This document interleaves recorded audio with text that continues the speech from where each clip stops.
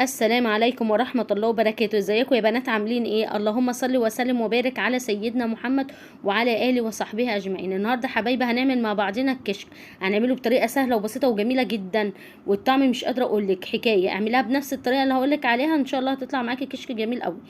انا هعملها النهارده بالوراك. لو عندك فرخة كاملة هتبقى جميلة، عندك بط طبعا هيبقى تحفة. الشوربة طول ما طالما الشوربة دسمة الكشك بتاعك هيطلع حلو.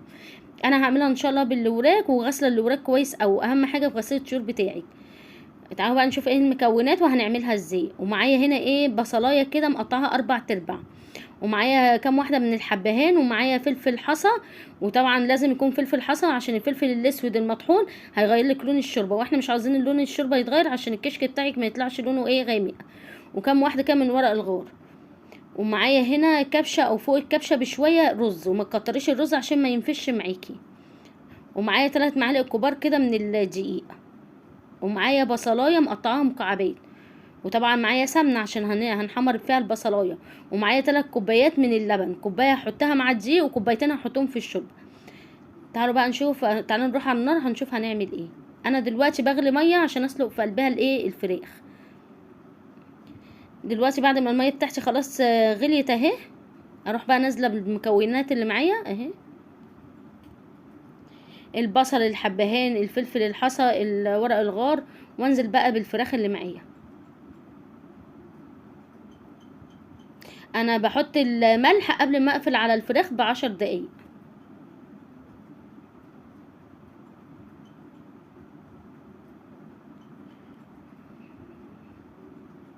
اقلبها بقى تقليبه كده اهوت، واغطي عليها تغلي غلوتين، نوطي عليها عشان ناخد الشوربه بتاعتنا تبقى دسمه شويه، عشان الوراك ما تستويش على طول والشوربه تكون لسه خفيفه. لا، لما بتوطي عليها بتاخد وقت شويه على النار، بتديكي شوربه حلوه.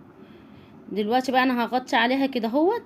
وتعالوا بقى نعمل صينيه بطاطس عبال ما الفراخ بتاعتنا تستوي. انا بقى هعمل هنا صينيه بطاطس كده ني في ني، حاجه سريعه وجميله جدا ومش هتاخد معاكي اي وقت. انا شلت كده وركه على جنب عشان الورك ده ان شاء الله هو اللي هيطعم لنا صينيه البطاطس. والوراك اللي هتتسلق هحطها بردك على صينيه البطاطس في الاخر، هوريها لكم في الاخر. دلوقتي انا معايا الورك ده، انا هو ده اللي هحطه في نص الصينيه. ومعايا هنا بصلتين كده وسط مقطعاها ايه، شرايح. ومعايا قرن فلفل حامي بقى، قرن فلفل رومي، المهم يبقى فيه قرن فلفل عشان الفلفل بجد بيخلي طعم البطاطس جميله وريحتها تحفه. ومعايا هنا من 3 ل4 حبايات كده من الطماطم. معايا بقى معلقه صغيره من الكمون، معلقه صغيره من الفلفل الاسود، معلقه كبيره من الملح، معايا 2 مكعب كده من المرقه. ومعايا 2 كيلو بطاطس. ومعايا هنا معلقتين 3 كده من السمنه.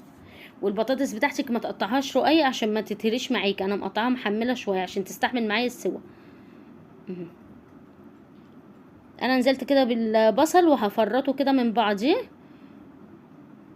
عشان يبقى مفرفر كده وحلو معايا.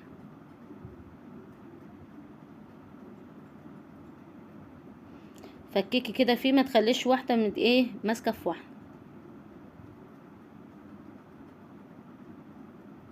انا سبت بقى الورك ده، قلت هحطه في صينيه البطاطس عشان هي دي اللي ايه طعم لنا صينيه البطاطس. وبعد كده انزل بقى بالتوابل اللي معايا دي،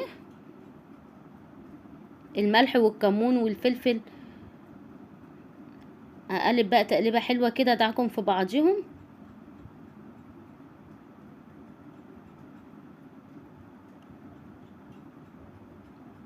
انزل بقى بالطماطم اللي معايا كده برضك واقلبها تقليبه حلوه.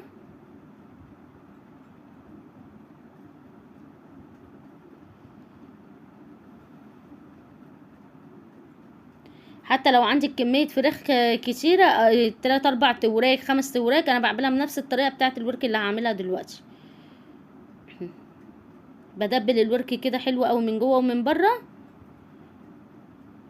وبعد كده احطه بقى على جنب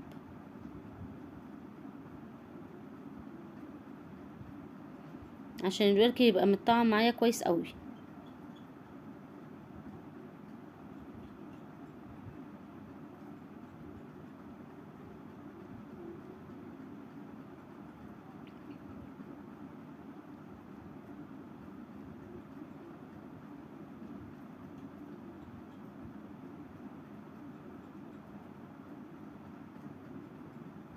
انزل بقى بالمرقه كده، حابه تحطي بقى مرقه حطي، مش حابه تحطيها براحتك، بس المرقه هنا بقى في الصينيه بتبقى طعمها حلو قوي.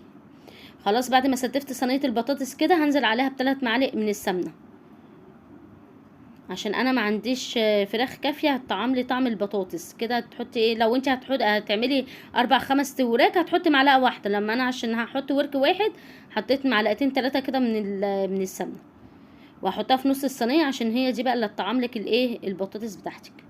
واول ما بردك الفراخ هتستوي هروح منزلها في ايه في صينيه البطاطس، وحطيت كوبايتين من الميه عشان ما عنديش سوائل كافيه هنا ايه تسوي البطاطس معايا.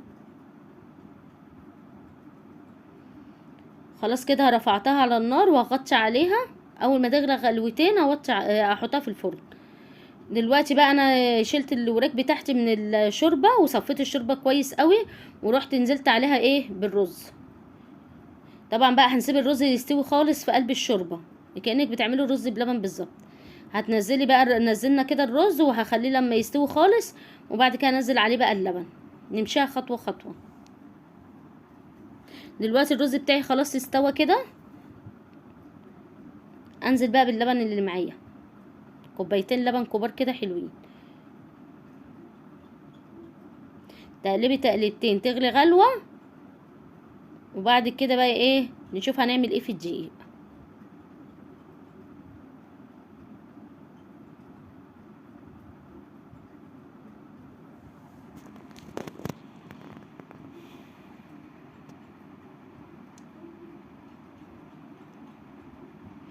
دلوقتي بقى هنزل بكوبايه لبن كده على الدقيق واقلب الدقيق كويس قوي.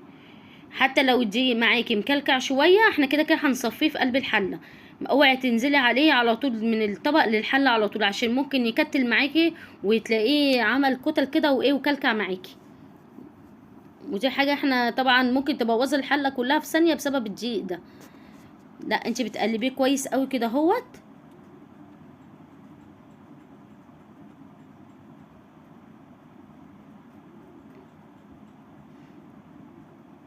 خلاص كده بعد ما قلبت الدقيق دلوقتي انت حاسه ان فيه كتل شويه، دلوقتي بقى هنصفيه، واي كتل هتبقى معانا في المصفى هننزلها بالشرب. المهم ان احنا مش هننزل بالطبق كده على الحله على طول.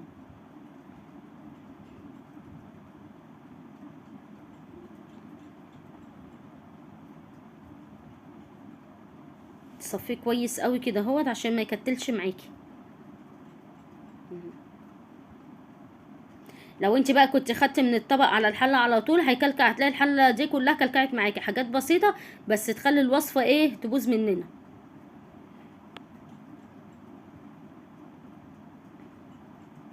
هنحاول بقى ننزل الحاجات اللي هي مكتله دي.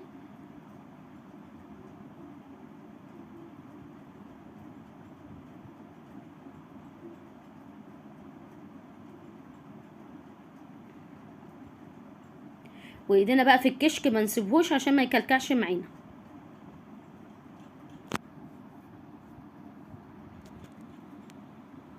اي حاجه فيها دقيق او نشا لازم يكون ايدينا فيها على طول، عشان ايه ممكن لا قدر الله يتكتل معاكي او يكلكع.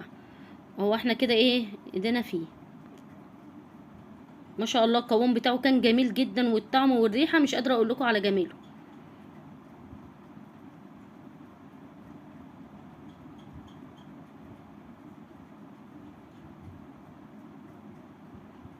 اهو تقلبي فيه كده على طول على طول عشان ايه ما تدهوش فرصه انه يكلكع معاكي.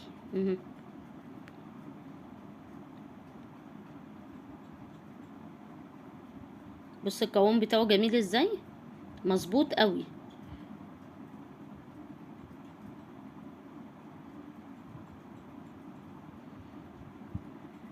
دلوقتي بقى هنقلي البصلايه بتاعتنا.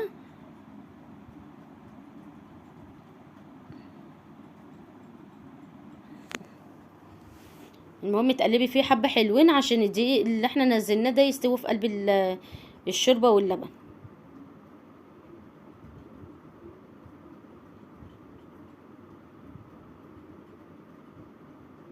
هتحس ان القوام بتاعه بقى كريمي كده وحلو قوي.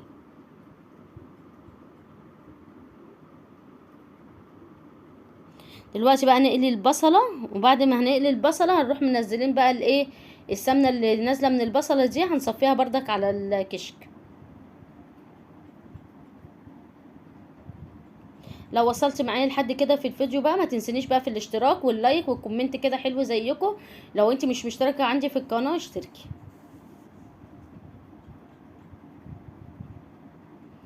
هقلب بقى البصلايه حلوه قوي كده لحد ما اديها لون.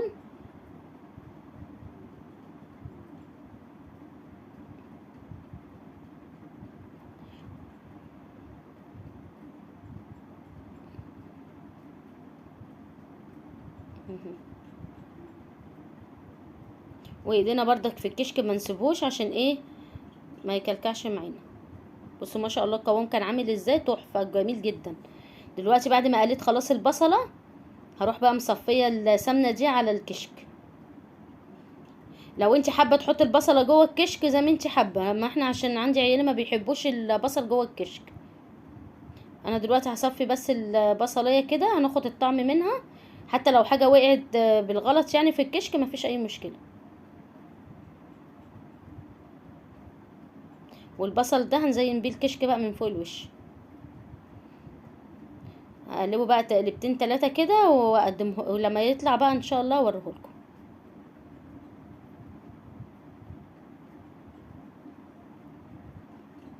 عاوزه اقول لكم كان الريحه والطعم والقوام بتاعه تحفتين تلاتة. بص عامله ازاي،